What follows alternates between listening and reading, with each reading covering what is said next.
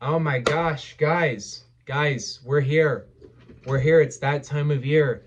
I need to dress some hair. It is time to talk about the best and the worst music that came out this year. Welcome to uh the end year lists. I don't know how many do we have. All right, we got this honorable mentions video. We got the best albums of the year. We got the best songs of the year.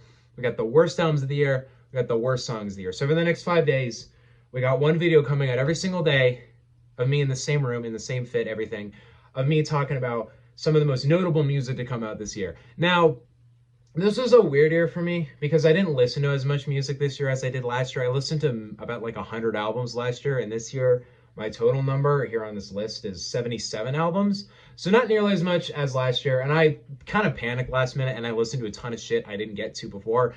But then I kind of was like, you know what? I have a pretty great top 25. I have a pretty long list of honorable mentions that I really liked. For the most part, a lot of the albums I missed this year, I just didn't want to listen to shitty albums. So my worst list isn't nearly as bad as like last year's worst list.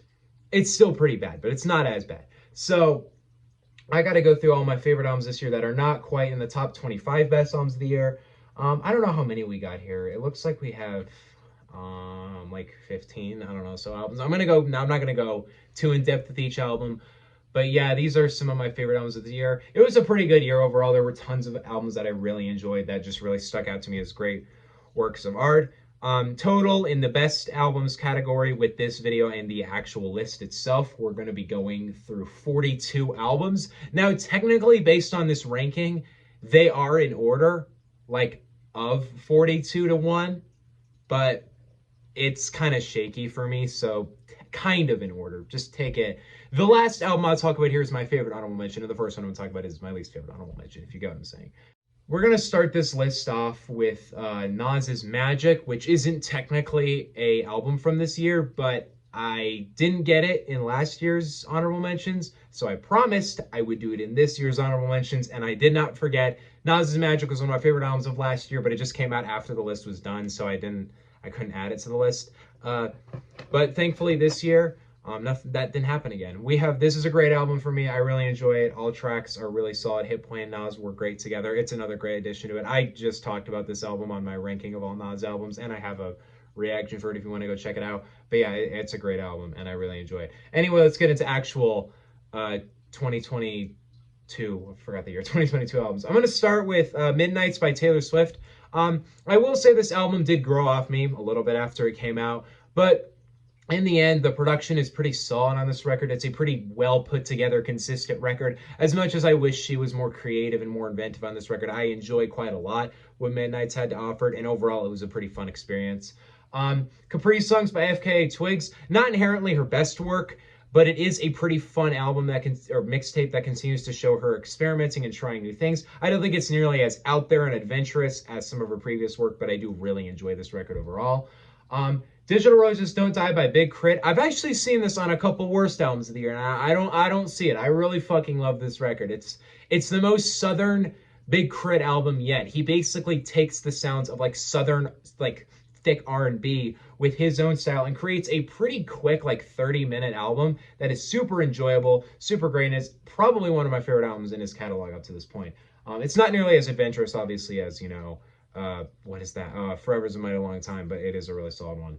I know the album is extremely commercial, and obviously it's not really the most amazing album, but Harry's House by Harry Styles was a really fun listen for me. I find it enjoyable. I find the production really fun. I find Harry's kind of 80s influence with his own sound really fun to listen to. It's a pretty quick listen as well.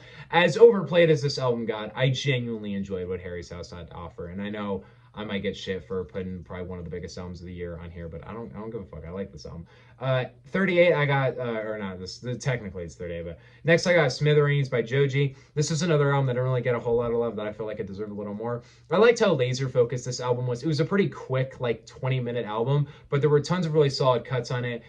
It felt really focused on having a couple really great songs, and it has some of my favorite, most mature, most rich Joji material yet. So I really enjoyed this album I'd offer. I don't think it's his best work, but I do really like Smithereens. Next, I got The Family by Brockhampton. A cool little album where you kind of get to hear Kevin Abstract reflect on his past with Brockhampton, even though it's not, you know, really a Brockhampton album. The Family is a pretty good listen. No Fear of Time by Black Star and Madlib. Crazy to me that this is an honorable mention and not on the actual list because it's a Black Star Madlib album. That should be easily a 9 out of 10. And, you know, there were a lot of reasons why this didn't make the list. I will be honest, part of the reason is probably because it was on Lumineer and I have not listened to it since it came out because I bought one free trial and that's it, and I don't want to pay for it.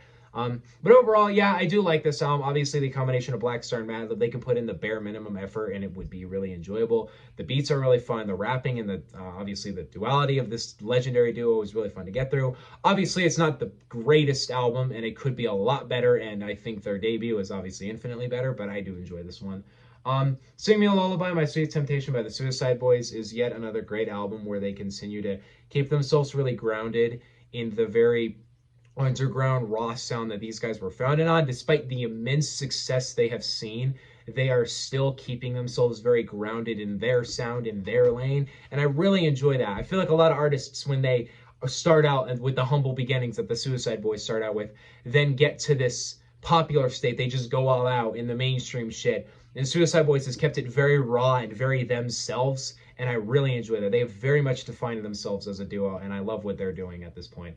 More Black Superheroes by Westside Boogie, I think even deeper proved to me how talented of an artist Westside Boogie is. The lyricism, the production, the rapping is also clean and well put together. I'm very happy this album didn't actually have any big name features on it because I think Westside Boogie really stood out on this record to make something that was really enjoyable to get through. Sick by Earl Sweatshirt. So is Earl Sweatshirt in probably the most positive and uplifting state in a long time. He's not nearly as down and raw on this album, but it is still a really fun 20-minute album with some really fun features, some great production, and just the typical kind of Earl Sweatshirt sound that if you don't like it, you won't like it, but if you do like it, you're probably going to love. Sick. TM by Brockhampton is a pretty great final album for them. I don't think it's their best material, but I do think it is a kind of fun little final victory lap, or they just give us a couple of the fan favorites that never got released. It's a pretty enjoyable listen, and if you're a Brockhampton fan, it's probably going to be pretty good for you. Forever by Phife Dawg. We get another send-off for Phife Dawg, and even though, you know, I feel like A Tribe Called Quest did that pretty beautifully with that, what was that one out? Oh, the We Got It From Here, Thank You For Your Service. By the way, for the rest of this list, I'm going to talk a lot more about these records because I do actually really have some discussion for them. Forever does show, you know, the kind of that state and the people around Phife Dawg creating this one last final album for him, even though he's been dead for a minute. It's a really fun and a really enjoyable listen that really hits you hard when you think about everything and the loss that Phife Dawg was, and how great it is. It's also really great to hear a Q-Tip Phife Dawg song in 2022. If you're a Tribe fan, I would highly recommend this record. It got kind of overlooked, but Forever by Phife Dawg is a fantastic listen. I am shocked he makes the honorable mentions, but I gotta put Her Loss by Drake and 21 Savage here. I know I've been shitting on this man for like 2 years now, but guys, in 2022, he came with a pretty good album. Not without the help of 21 Savage, but Drake held his own on this album. He did. To a degree, this is the most fun, most unserious, and just goofy Drake is, and I love it. It actually shows him not taking himself ultra seriously, and it seems like that is way more enjoyable than whenever this man takes all of his sound and his personality really seriously.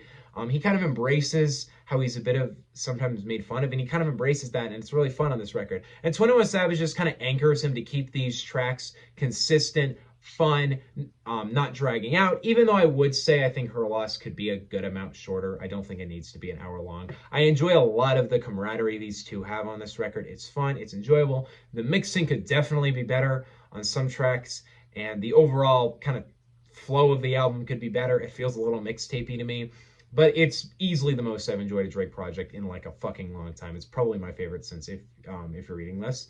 And yeah, Drake actually really knocks it out of the park with this record. This is not the last time he'll be mentioned in these in-year lists, because he did drop another record this year that was a great one.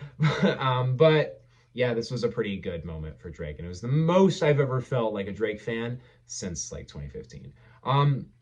Next, I got Gemini Rights, Steve Lacy. I do feel like this album didn't reach the correct audience, but as a progressive R&B record. Steve Lacy just continues to do his thing and do his sound and continue to evolve and make himself his own artist. As much as I feel like he's been back in the background for a minute, he's really given his moment to just kind of be in the forefront, and it's super enjoyable. So many great cuts, so many great instrumentals, so many great displays of songwriting. I really love what he is able to display on this record. Obviously, you know, Bad Habit is like probably one of the biggest songs of the year, and I do feel like some of the, you know, the popularity of this album, it's not that it wasn't deserved. I think he fully should have gotten it, but to a degree, you know, maybe it kind of fucked with how he sees himself as an artist. But this record is fantastic, and it proves Steve Lacy has continued to improve himself. Tana Talk 4, Benny the Butcher. Love this record. I love everything Griselda put out this year. Tana Talk 4 is another great addition to the Benny the Butcher's series up to this point, where he continues with his very raw, grimy sound, grimy abilities. It's super enjoyable. So many great moments on this record of Benny bouncing off of other rappers like Stovecooked Gods, Conway, obviously, Westside Gunn. I see this Westside. I can't remember if Westside featured on this record. And fucking J. Cole, great song. Overall, I love what Tana Talk 4 was as a project. It was a super enjoyable one, and Benny really did well on this one. Not as great as Tana Talk 3, but a pretty good listen. And this is not the last time I'll mention Griselda in these videos. Because once again, as they do every year, they knocked it out of the park. Next, I got two albums that I wanted to fucking include on the list so bad, but they just didn't quite make it. Ramona Park Broke My Heart by Vince Staples. I love this album. I love Vince's way he writes these, like, gets these beats together, the way he's able to write about his past and how it relates to how he is now as an artist. It is a very deep and conceptual record. But also at the same time, it has tons of tracks that are way more hard-hitting kind of bangers for him as well. I love the way this album flows together. I think I enjoy this a lot more than some of his previous effort, because I've wanted Vince Staples to do like a 45-minute record like this for a long time, and this is kind of that for me. It is a super smooth flowing, enjoyable record. I enjoyed a good amount more actually than his self-titled record. I don't think I reviewed it when it came out, but yeah, I absolutely love Ramona Park Broke My Heart, and I think it's yet another great addition to the Vince Staples catalog. Finally, Love for Rent by Smino. I wanted to put this on the list so bad. I love this album so much. I love everything Smino did. I did not realize how creative of an artist he was until I heard this album, and I bought a ticket to see him pretty much immediately after I listened to it. Fantastic record, fantastic way he put it together with the beats, the production, the vocalizations, the way he's almost a semi-R&B record. It is a fantastic listen.